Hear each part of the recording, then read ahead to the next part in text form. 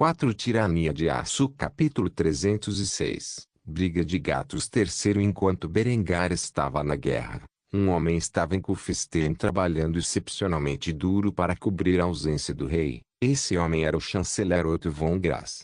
Após o desastre com Leutbert, Berengar escolheu outra pessoa para atuar como chanceler. No entanto, este homem falhou completamente em cumprir a tarefa. Assim, quando Berengário promoveu seu tio e futuro sogro Marquês, ele também deu a ele o cargo de chanceler, que no reino de Berengário equivalia ao vice-presidente. Otto estava trabalhando em casa em Graz durante seu mandato como chanceler até agora. Afinal, não havia muito trabalho a ser feito em tal posição. Agora que Berengário estava em guerra, cabia ao chanceler governar em seu lugar. Assim, Otto viajou para Kufstein com Adela Rebock e atualmente vivia em um castelo construído dentro da cidade. Todos os dias Adela visitava o castelo de Kufstein, onde interagia com sua rival Lindy. Ela também brincava com sua querida amiga e prima Henrietta, que acabava de entrar na adolescência. No momento em que Adela estava em uma reunião com a Lindy, as duas jovens estavam tendo uma discussão séria agora que estavam sozinhas pela primeira vez em muito tempo. Adela tinha uma expressão calma no rosto quando começou a castigar Lindy por seu comportamento que resultou em outro filho antes que a própria Adela pudesse se casar com seu noivo. Você não podia evitar, não é? Você só tinha que convencer Berengário a lhe dar outro filho tão cedo, embora soubesse que ainda faltavam alguns anos para ele e eu nos casarmos. Isso é egoísta da sua parte, você sabe disso, certo? Ainda tenho meses antes de poder me casar com meu noivo e, enquanto isso, ele lhe deu 2 filhos para o amante. Você tem alguma ideia de como isso me deixa com inveja? Quanto tempo vai durar esta guerra? E se ele não voltar para casa por 1 ou 2 anos? Se for esse o caso, quando eu me casar com ele, seus filhos já terão 5 e 3 anos. Como isso é justo para mim? Em resposta a essa linha de questionamento, Lindy manteve a cabeça erguida. Ela estava excepcionalmente orgulhosa de seu relacionamento com Berengário e não sentia culpa por suas ações. Vendo o sorriso presunçoso no rosto requintado de Lindy, Adela suspirou em derrota antes de colocar a testa na palma da mão. Ela parecia exausta ao admitir a derrota. Seja como for, isso é passado. O que eu preciso me preocupar agora é Honoria. Quanto tempo os dois têm dormido juntos? Preciso me preocupar com outro filho bastardo nascendo antes do meu? O termo bastardo magoou muito Lindy, no entanto, ela guardou para si mesma. Em vez disso, um sorriso perverso curvou-se nos lábios da beleza angelical enquanto ela pensava na pergunta que Adela fez. Como tal, Lindy decidiu punir a pequena noiva por seus comentários cruéis.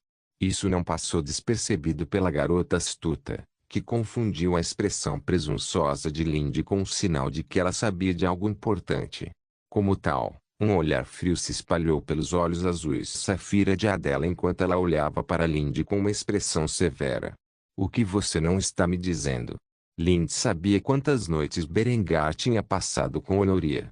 Desde seu aniversário, quase meio ano atrás, o homem exigia que suas 2 mulheres compartilhassem sua cama com ele ao mesmo tempo. Como tal, não houve um momento íntimo entre Berengar e Honoria que o veterano mestre de espionagem ignorasse, pelo menos na história recente.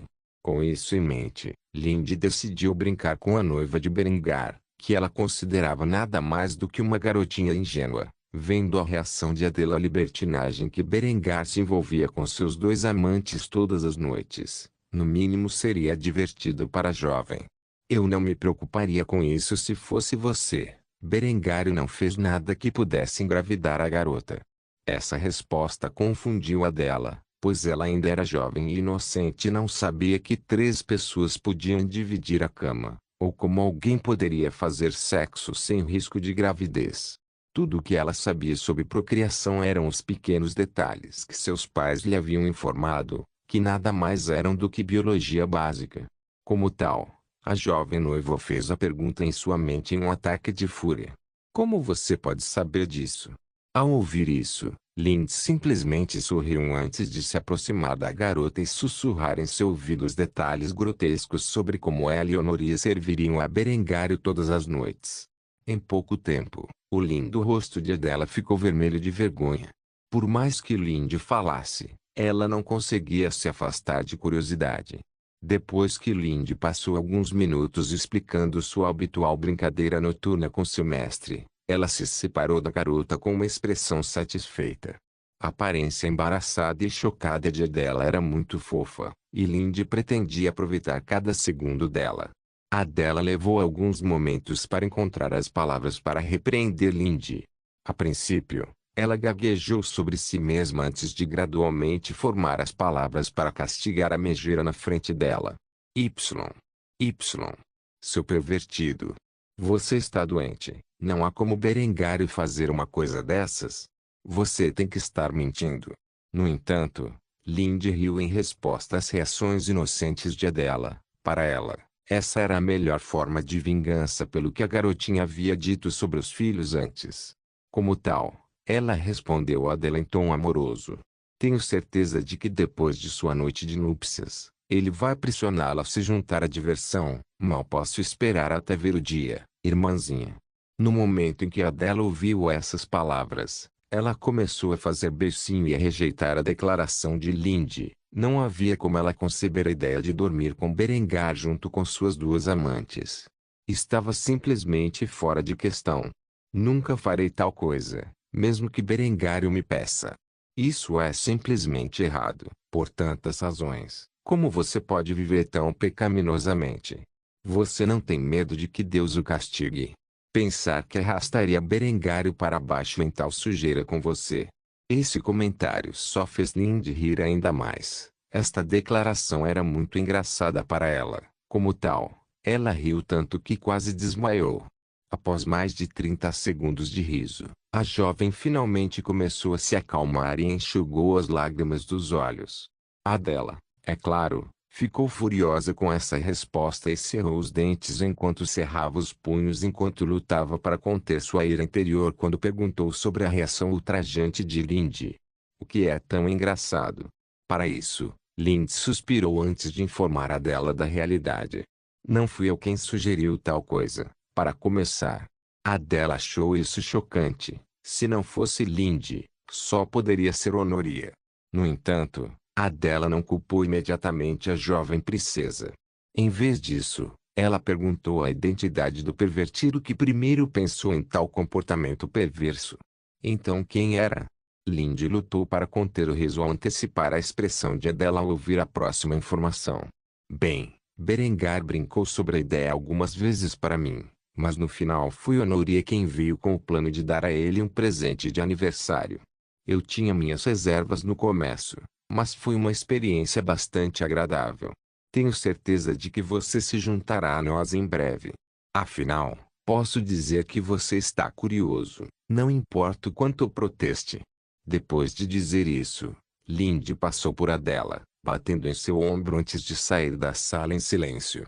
Ao fazer isso, ela deixou Adela sozinha com nada além de sua imaginação sobre tal situação em que ela, Lindy, Honoria e Berengar se abraçaram.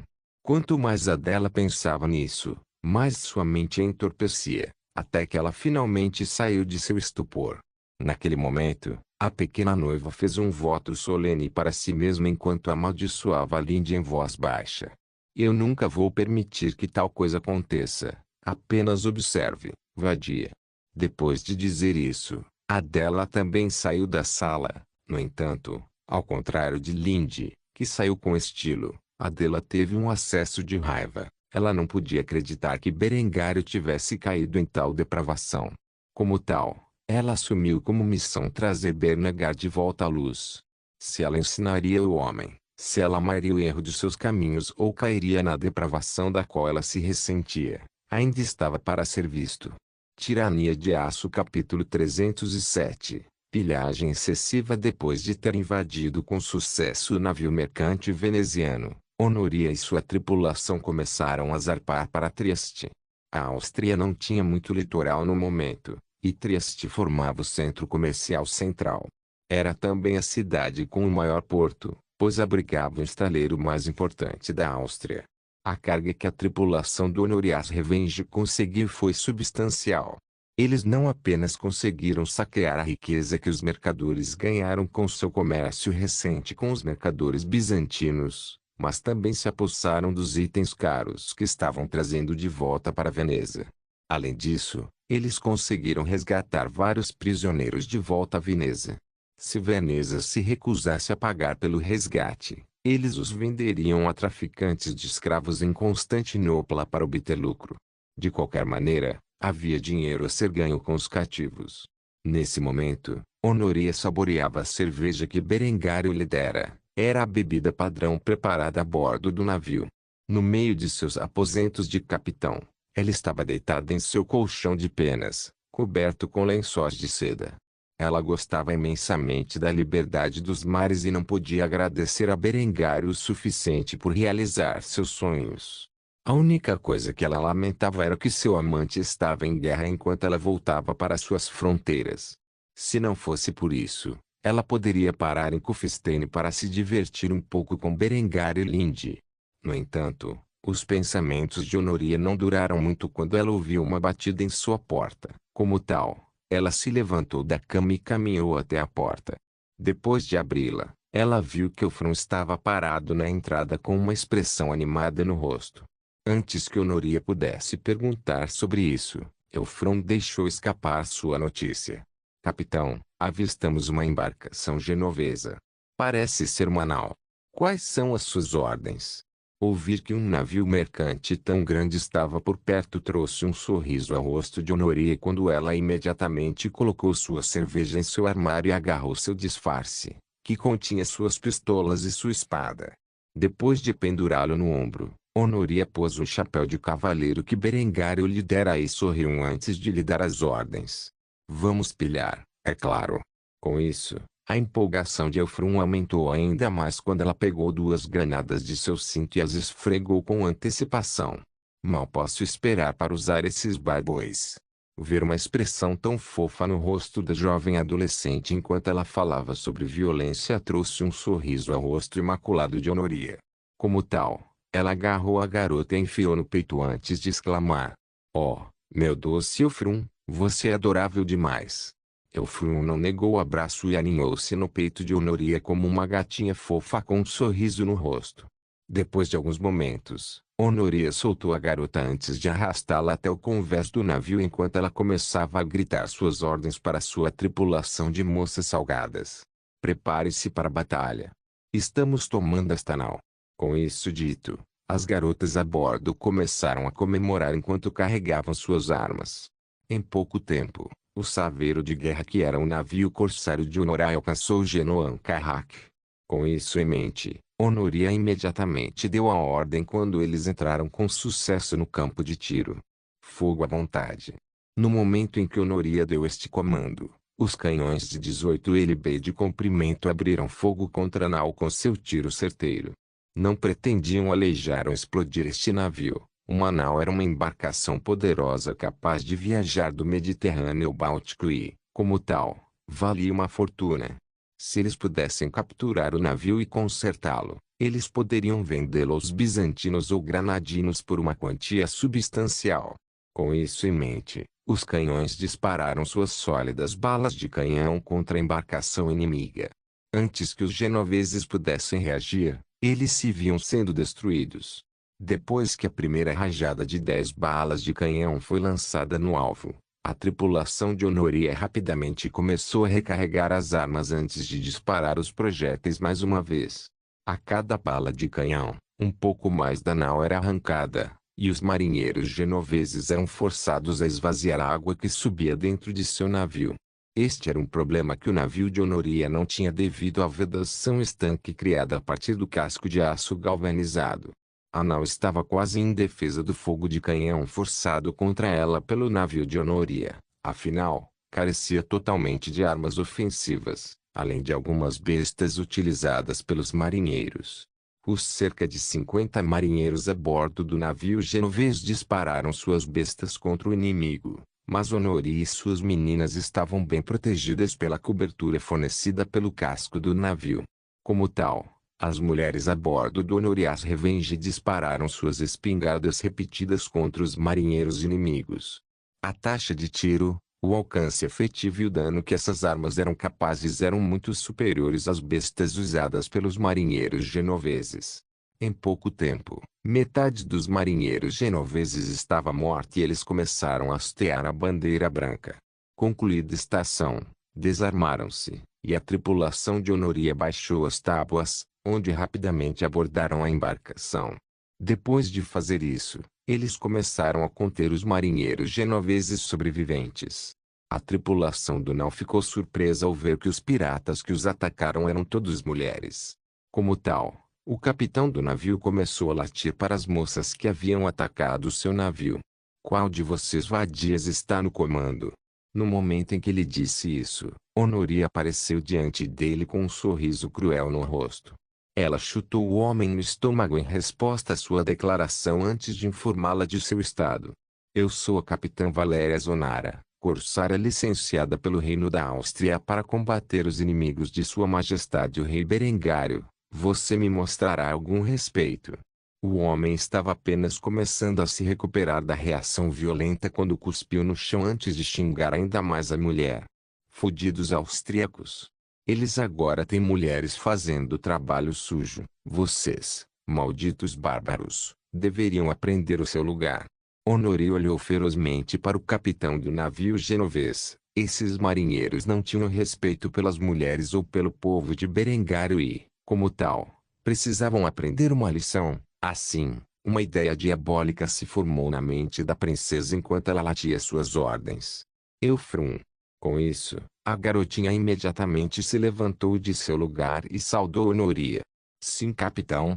Um sorriso perverso se formou no semblante imaculado de Honoria quando ela perguntou a Eufrum a pergunta que tinha em mente. "Você acha que tem uma granada que cabe na boca desse homem?" Eufrum passou do estado de choque para um estado de excitação ao corresponder ao sorriso malicioso de Honoria antes de remexer nos bolsos. Ao fazer isso, ele encontrou uma pequena bola de aço cheia de pó explosivo e um fusível. No momento em que puxou o pequeno dispositivo explosivo, a menina pulou de alegria ao se aproximar do capitão genovês e enfiar a granada em sua boca com o pavio para fora. Depois de fazer isso, ela olhou para Honoria, que acenou com a cabeça em resposta. Ao ver isso, Eufrum acendeu o fusível com seu isqueiro antes de se afastar da zona de explosão. Os olhos do capitão arregalaram-se ao tentar gritar por socorro, mas não adiantou. A granada ficou alojada no seu maxilar. Não conseguiu cuspi-la rapidamente. Nem os seus gritos de socorro chegaram aos ouvidos dos seus compatriotas que estavam ligados nas proximidades. Testemunhando uma visão tão horrível, os marinheiros genoveses começaram a gritar para que Honoria parasse. "Misericórdia! Mostre-lhe misericórdia, por favor." Por sorte, o fusível era um fósforo aceso lentamente. Caso contrário, a cabeça do homem já teria explodido. Como tal, Honoré olhou para Eufrum antes de fazer a pergunta em sua mente. "O que você acha? Devemos mostrar misericórdia?"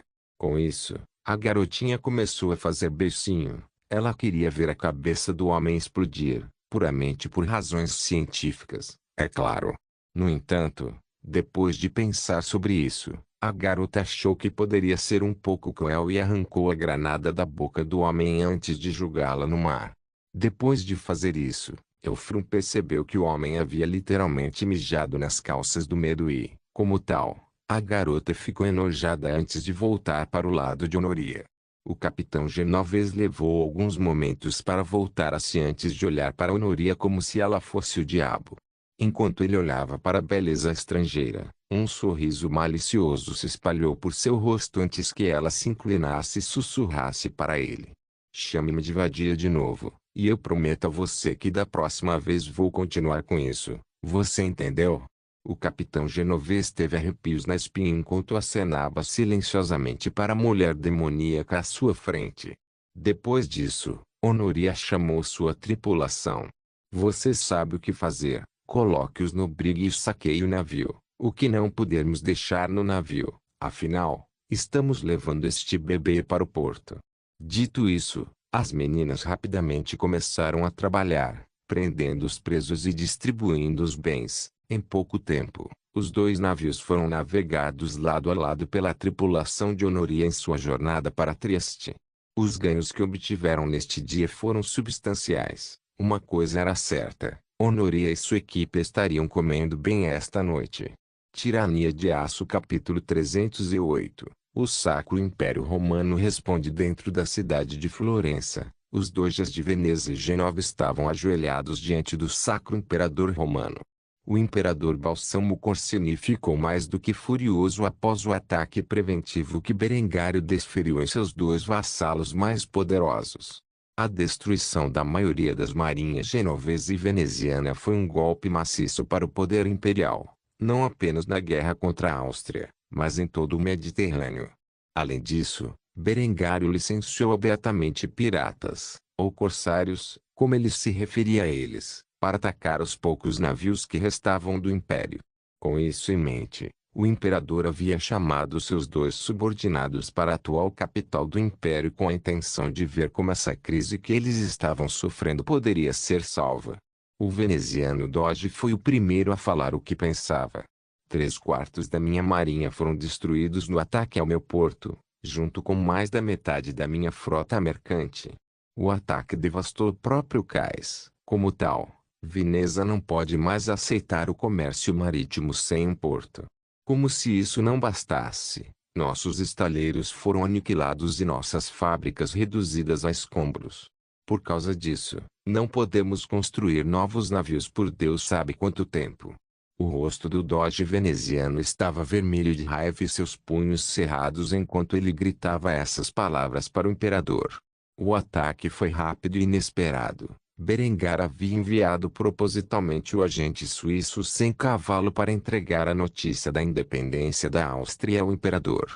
Com o tempo que o homem levou para chegar a Florença, Berengário iniciou ataques preventivos em Veneza e Gênova e reuniu um exército nas fronteiras italianas. As consequências desses ataques reduziram severamente a capacidade do império de lutar nos mares. O doge genovês não estava em melhores condições. Apesar disso, ao contrário de seu homólogo veneziano, ele permaneceu calmo e controlado ao informar o imperador das perdas de Gênova. Estamos em uma situação semelhante. 80% de nossa armada agora está no fundo do mar da Ligúria. Nosso porto é inexistente e nossa capacidade de fabricar novos navios foi prejudicada. Conserte os navios que restam. Devo dizer, Majestade, estamos mal equipados para enfrentar a marinha austríaca no mar. O imperador franziu a testa ao ouvir isso e bateu em seu braço repetidamente enquanto o barulho ecoava na silenciosa sala do trono.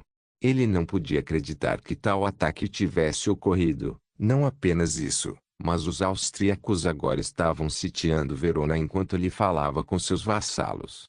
Eventualmente, o imperador reuniu seus pensamentos antes de fazer a pergunta em sua mente. Quantos navios ainda temos? Os doges genoveses e venezianos se entreolharam antes que o doge genovês respondesse à pergunta do imperador. Menos de 300, Majestade. O imperador suspirou ao ouvir isso. Se fosse esse o caso, então o império como um todo tinha entre 300 e 400 navios disponíveis para combate. As perdas que sofreram nos ataques furtivos de Berengário foram um desastre absoluto.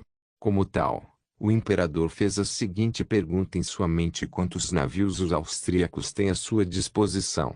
O doge veneziano foi quem falou, dando uma estimativa aproximada do poder naval austríaco. Na marinha, cerca de 75. No entanto, também parece haver meia dúzia desses chamados corsários atacando qualquer navio mercante imperial em que possam colocar as mãos. Portanto, é mais perto de 80 no total. O problema é que os navios austríacos são maiores e carregam muito mais canhões a bordo. Não sabemos o número exato, mas eles devem ter milhares de canhões em seus cerca de 80 navios.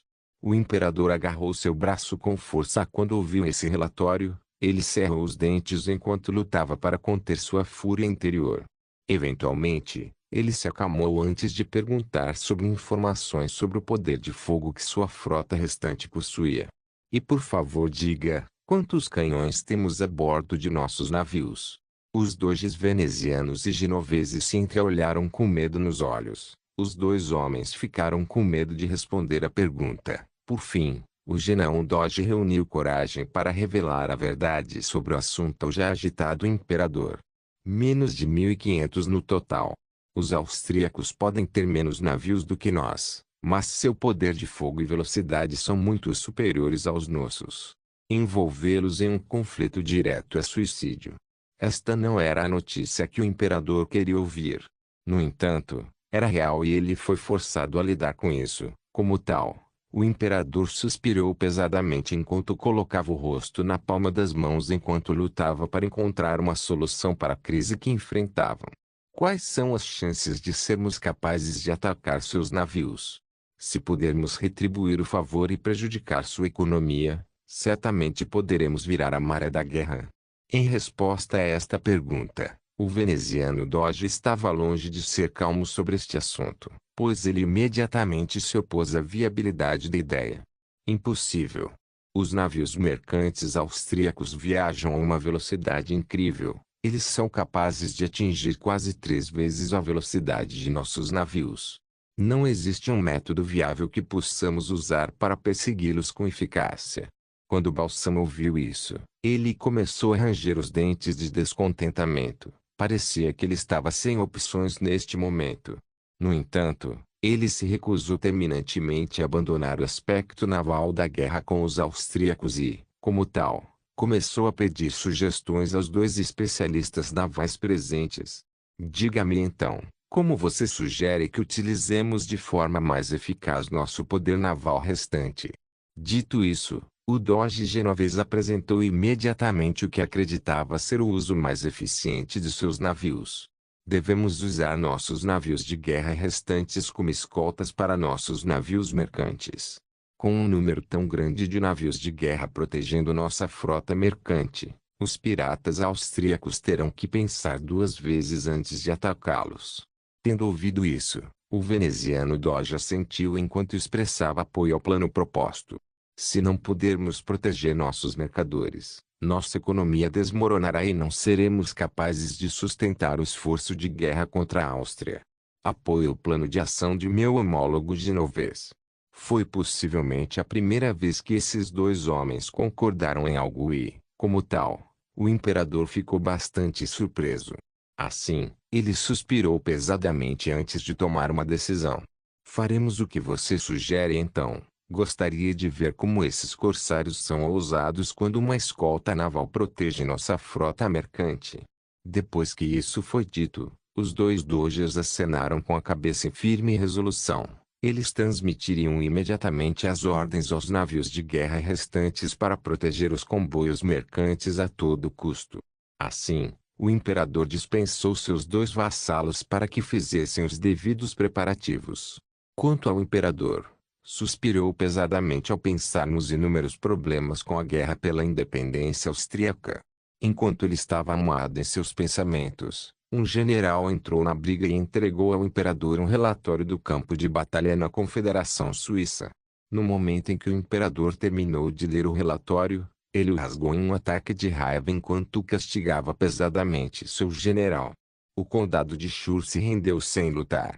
Que loucura é essa? O general curvou a cabeça respeitosamente enquanto tentava apaziguar o enfurecido imperador. Sua Majestade, o condado de Chur é um viveiro de pensamento reformista. Não me surpreende nem um pouco que eles tenham desertado para a causa de Berengar. Se este for o caso em Chur, pode ser uma realidade potencial em outras partes do império que começaram a abraçar a reforma alemã. O imperador lutou para manter sua dignidade ao ouvir essa observação e, por fim, falhou em fazê-lo ao atacar como seu general. Esses malditos hereges. O fato de você se referir a eles como reformistas mostra onde estão suas verdadeiras lealdades. Saia da minha frente antes que eu execute. O general ficou chocado ao ver o imperador se comportar dessa maneira. Ele desconhecia totalmente a conversa que acabara de acontecer e não tinha como saber que a má notícia que trouxe ao imperador era apenas a cereja do bolo. Apesar de suas reservas quanto aos maus tratos, ele apenas se curvou respeitosamente em resposta ao pedido do imperador. Com sua partida, o general deixou as palavras: "Como você comanda, Sua Majestade?" No final, o imperador foi deixado sozinho, fervendo de raiva, enquanto seu mundo começava a desmoronar ao seu redor. A verdade é que, com metade do império já envolvido em conflito, o imperador não estava pronto para travar uma guerra com a Áustria. Os italianos ainda não haviam reunido todo o seu exército e 50.000 austríacos já estavam sitiando Verona. Quando os italianos pudessem reunir suas forças para combater a ameaça, metade do norte da Itália provavelmente seria tomada pelo exército real austríaco. O imperador pode se irritar rapidamente, mas sabia muito bem que, se encontrasse os austríacos no campo, apenas a morte o aguardava e a seus homens. Com isso em mente, o imperador começou a construir um plano para retardar o avanço austríaco e ganhar o tempo necessário para construir um exército grande o suficiente para conter a invasão austríaca da Itália. Tirania de Aço capítulo 309, pelo rei e pátria. Berengário acordou com os ecos estrondosos dos tiros de canhão vindos de seu acampamento. As armas dispararam no momento em que o sol nasceu no céu sobre a cidade de Verona. No seu exército de 50.000 homens, Berengar dispunha de 3 brigadas inteiras dedicadas à artilharia, num total de 12.000 homens e 210 canhões de campanha. Se alguém levasse em consideração todo o seu exército, Berengar tinha um total de 5 brigadas de artilharia, 2 das quais estavam atualmente localizadas na Confederação Suíça junto com a Delbrand e o resto de suas forças. Dos 75.000 homens, 20.000 deles foram dedicados à artilharia, com os 55.000 restantes sendo uma mistura de infantaria e cavalaria. Isso significava que Berengar tinha um total de 350 peças de artilharia em todo o seu exército, sendo a maioria delas 1.417 canhões de 12 libras. Com esses 210 canhões posicionados no atual exército de Berengário, que tinha uma cadência de tiro de 1 tiro por minuto, ele era capaz de bombardear uma região com 12.600 projéteis explosivos em 1 hora. Como tal, as muralhas da cidade de Verona caíram antes que a população que ali residia tivesse tomado o café da manhã. Enquanto a parede norte desmoronava com o bombardeio infernal, Berengar permaneceu entre suas forças, vestido com sua armadura de placas preta dourada de 3/4. Ele segurou seu burgonete debaixo do braço enquanto se dirigia a seus soldados reunidos no campo. Homens da Áustria, temos muitos objetivos aqui na Itália, e isso não é simplesmente forçar o imperador a reconhecer a independência da pátria. Com esta guerra, nos foi dada uma oportunidade para a expansão da riqueza de nosso povo e prosperidade. Nesta cidade, e em todas as cidades como esta aqui no norte da Itália, encontra-se um tesouro de riqueza, que poucos países já acumularam. Tem ouro, tem prata, e vamos levar tudo. Agora minhas regras de guerra ainda se aplicam a cada um de vocês. No entanto, o que eu peço a você, aqui hoje, em Verona, é saquear todos os itens de valor desta cidade e trazê-los de volta para a Áustria. Fundiremos a prata e o ouro em nossa moeda e estimularemos o crescimento de nossa economia, que já começou a estagnar. Qualquer um que tente detê-lo em suas ações deve ser considerado um adversário e deve ser tratado como tal. Deus conosco. No momento em que Berengar terminou seu discurso apaixonado, o exército de 50.000 soldados reunidos ao seu redor começou a entoar seu grito de guerra. Deus conosco. Deus conosco. Deus conosco. Depois de dizer isso, Berengário colocou seu burgonete na cabeça e desembainhou a espada antes de liderar o ataque aos escombros que antes eram a muralha norte da cidade. Ao entrar na briga, ele notou os poucos milhares de defensores reunidos entre os escombros, preparando-se para dar suas vidas em defesa da cidade e das pessoas dentro dela. Como tal, Berengário parou e permitiu que seus soldados formassem fileiras, onde um batalhão de granadeiros disparou contra a multidão. No momento em que o fizeram, os projéteis de chumbo encontraram seu caminho para baixo e para os homens que se reuniram diante deles, perfurando suas armaduras de ferro como se fosse uma faca passando por manteiga e, com isso, transformando suas armaduras em peneiras sangrentas. Para garantir, os granadeiros seguiram a saraivada lançando suas granadas contra o inimigo. Depois que 1000 granadas foram deixadas de pé, foram explodidas junto com seus camaradas caídos ou colocadas em uma condição imprópria para a batalha. Em questão de segundos, a única coisa que estava no caminho dos austríacos foi duramente derrotada. Em resposta a isso, o batalhão que havia disparado recarregou suas armas, enquanto os outros batalhões de infantaria avançavam para a briga. Berengar ficou para trás entre seus granadeiros enquanto permitia que eles recarregassem suas armas em questão de segundos com seus tubos de carregamento rápido. Depois de fazer isso, eles avançaram sobre as pilhas de cadáveres mutilados e entraram na cidade de Verona, onde a cena caótica se apresentou. Enquanto as tropas de Berengar foram disciplinadas completamente, a ponto de matar ou estuprar civis ser estritamente proibido, eles receberam ordens de saquear a cidade e, como tal, se comportaram como uma horda de bárbaros, derrubando portas e destruindo casas em busca de algo de valor. Os poucos cidadãos que ousaram resistir viram-se baleados ou atravessados com uma baioneta. Nesta época caótica, os habitantes de Verona se viram horrorizados enquanto sua cidade era dilacerada por uma horda de soldados austríacos. Berengar liderou pessoalmente suas tropas para a área que ele sabia estar escondida com a quantidade mais significativa de riqueza, que era a catedral da cidade. Quando ele arrombou a porta da igreja, os padres e cidadãos que se refugiaram lá dentro olharam horrorizados para os austríacos, como se fossem os mesmos bárbaros que aparentemente destruíram Roma séculos atrás. O padre imediatamente se aproximou de Berengar e entrou em seu caminho quando ele entrou no prédio, segurando uma cruz em seu rosto e proclamando que a catedral era inatacável. Este é um solo sagrado. Vocês demônios não podem estar aqui. Voltem ou enfrentem a ira de Deus. No pescoço deste sacerdote estava um crucifixo de ouro no valor de uma soma substancial e, como tal, Berengar olhou para os homens com um sorriso perverso antes de agarrá-lo pelo colar. Ao fazer isso, ele olhou nos olhos do padre antes de zombar dele. Relaxe, não estou aqui por suas vidas inúteis, apenas pela riqueza que sua igreja esconde. Com isso dito, Berengar arrancou o crucifixo de ouro do pescoço do sacerdote antes de nocauteá-lo com um soco sólido. A manopla de aço na mão de Berengar o ajudou no efeito desejado. Quando o padre caiu no chão, Berengar o segurou, para se certificar de que não quebraria o crânio nos bancos de madeira, e gentilmente o deitou no chão. Ao fazê-lo, a multidão de civis gritou de horror. No entanto, Berengar simplesmente os ignorou antes de ordenar a seus granadeiros que despojassem a catedral de sua riqueza.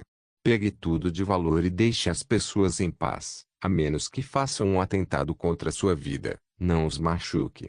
Com isso dito, os soldados austríacos começaram a derrubar os crucifixos, esconder os cálices e até mesmo derrubar a estátua de ouro do próprio Cristo, antes de carregá-la.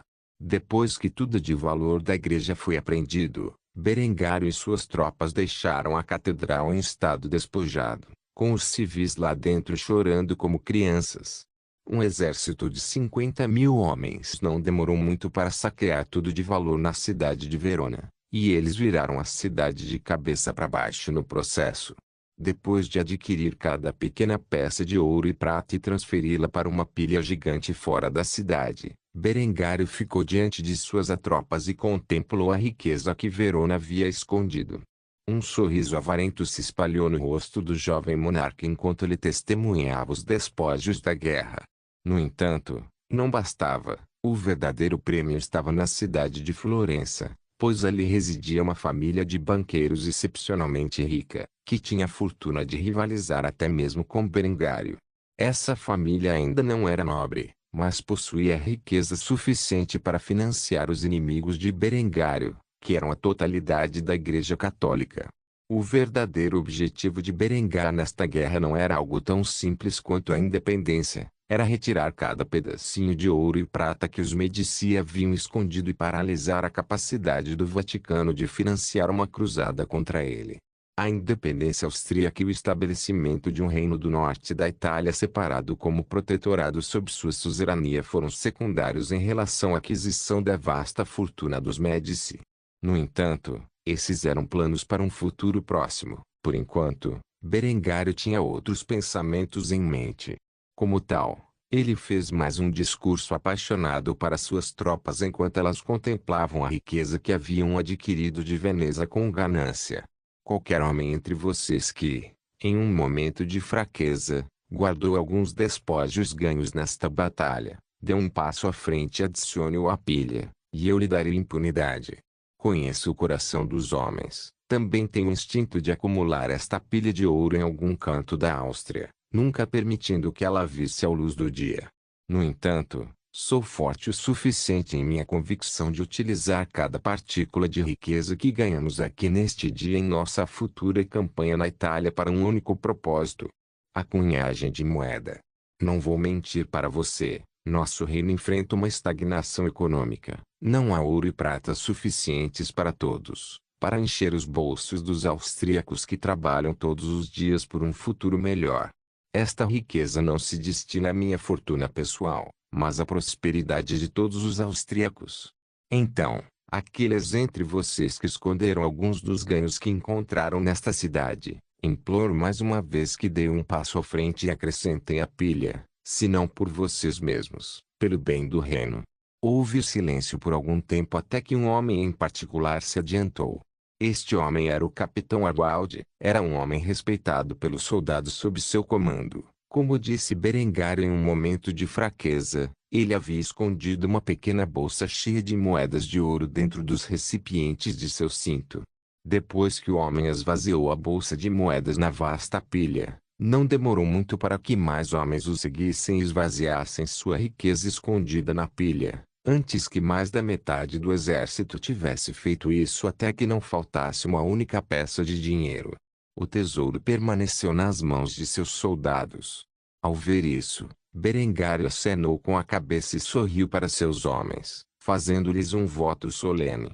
Por sua lealdade e fé em sua pátria, farei uma promessa que neste dia, cada pedaço deste tesouro será usado para investir no futuro do reino da Áustria. Com ele você e suas famílias devem ver a maiores alturas de prosperidade. Não se engane, todos vocês verão sua parte justa dos despojos que ganhamos nesta guerra.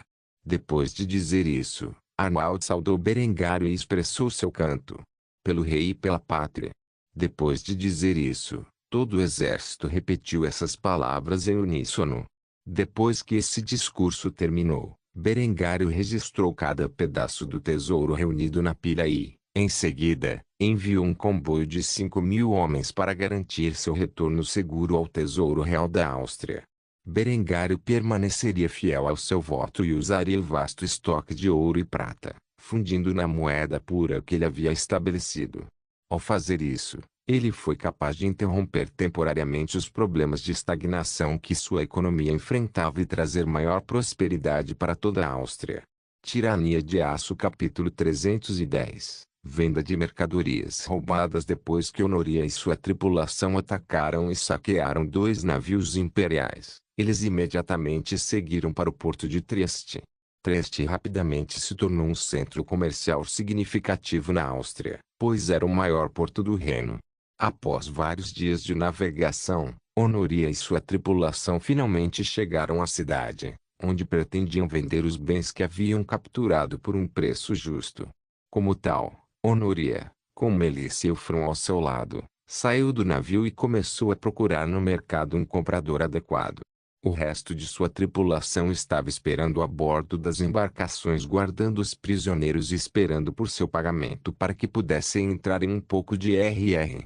Depois de passear algum tempo pelos mercados de Trieste, Honoria encontrou um comerciante de tecidos. O comerciante granadino ficou surpreso ao ver um grupo de mulheres vestidas com calças e cinturões de armas andando pelo mercado de Trieste. Seu primeiro instinto foi ignorar as 3 mulheres. Felizmente para ele, elas começaram a se aproximar do comerciante e, como tal, ele soltou um suspiro antes de fazer uma fachada amigável. Como posso ajudá-lo? Com isso em mente, Honoria pegou 2 manifestos de embarque que havia capturado dos navios imperiais. Temos esses produtos para vender. Tenho certeza de que você pode se interessar por nossos produtos.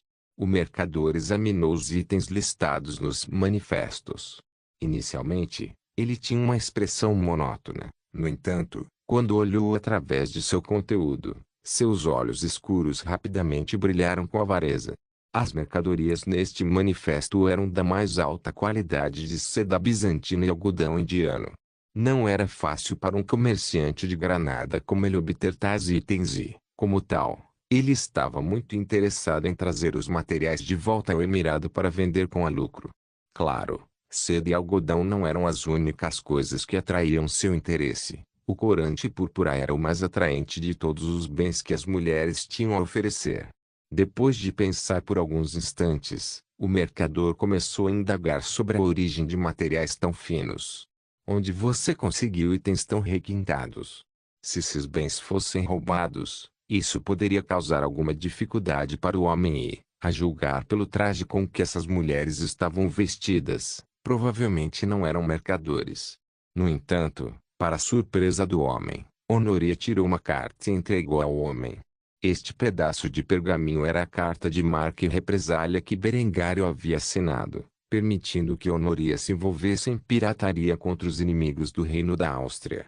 A essa altura, o termo corsário havia se tornado bastante notório entre os mercadores do Mediterrâneo.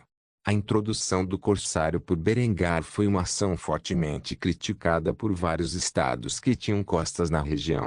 Apesar desses protestos, muitos comerciantes estavam dispostos a comprar tais mercadorias, pois poderiam ser revendidas a uma taxa substancialmente mais alta em seus países de origem.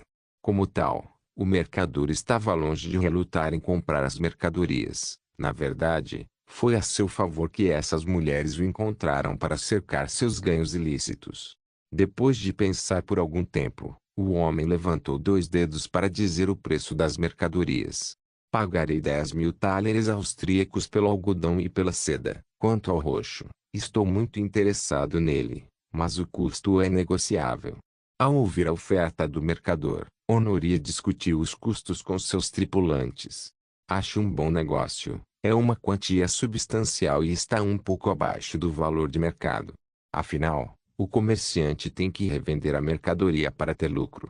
Quanto ao corante roxo, temos 5 quilos da substância, e o corante vale 3 vezes seu peso em ouro. Como tal, devemos exigir guldens em troca dele.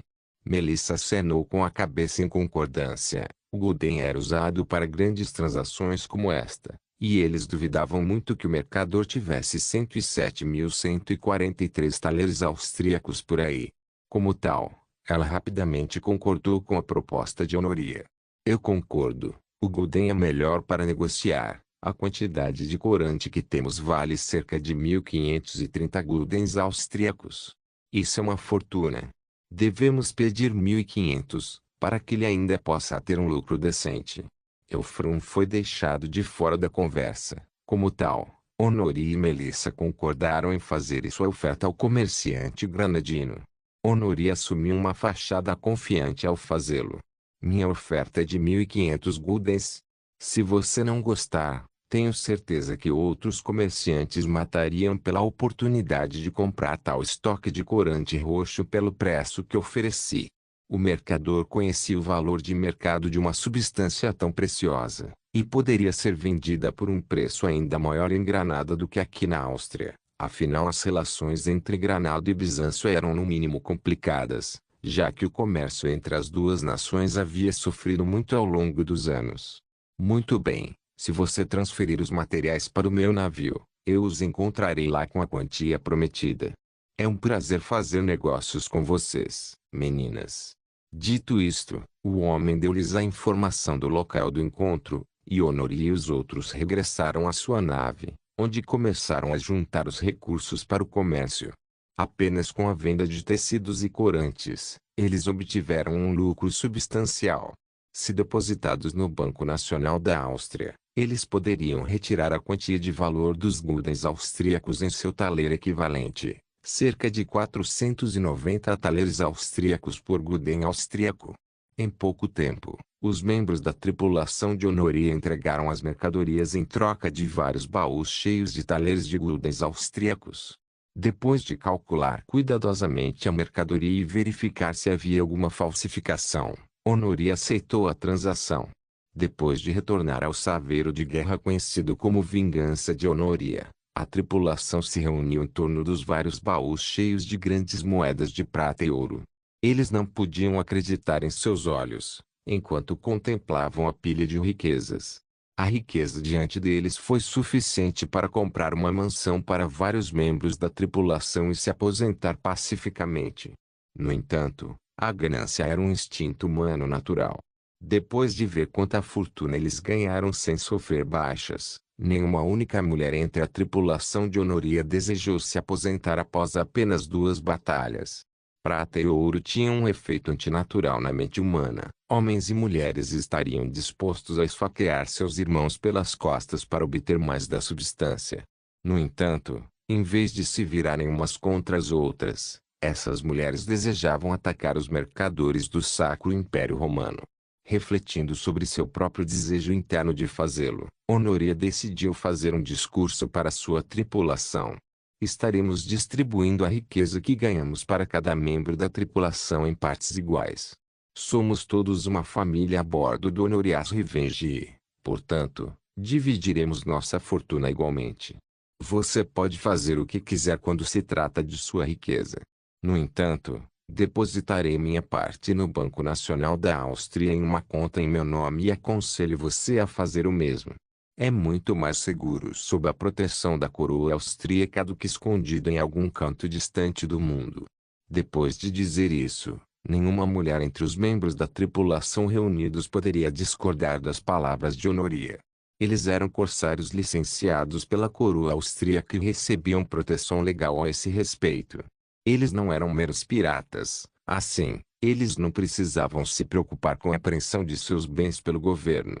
Em pouco tempo, Honoria e sua tripulação venderam todos os seus bens, incluindo a nau que ganharam dos mercadores genoveses, acumulando uma fortuna substancial em sua primeira corrida. Pensando nisso, Honoria manteve sua palavra e dividiu as ações igualmente entre seus tripulantes. Este foi o resultado da primeira de muitas pilhagens que as prostitutas do Honorias Revenge fariam durante a Guerra da Independência da Áustria. Não se esqueça de deixar o link e de se inscrever no canal. Caso queira contribuir de alguma forma com o canal, entre em contato comigo pelo Instagram do canal. O link do Instagram do canal estará na descrição do vídeo. Por favor, certifique-se de verificar meus outros vídeos. Tenho certeza que você vai gostar deles. Solem irmãos.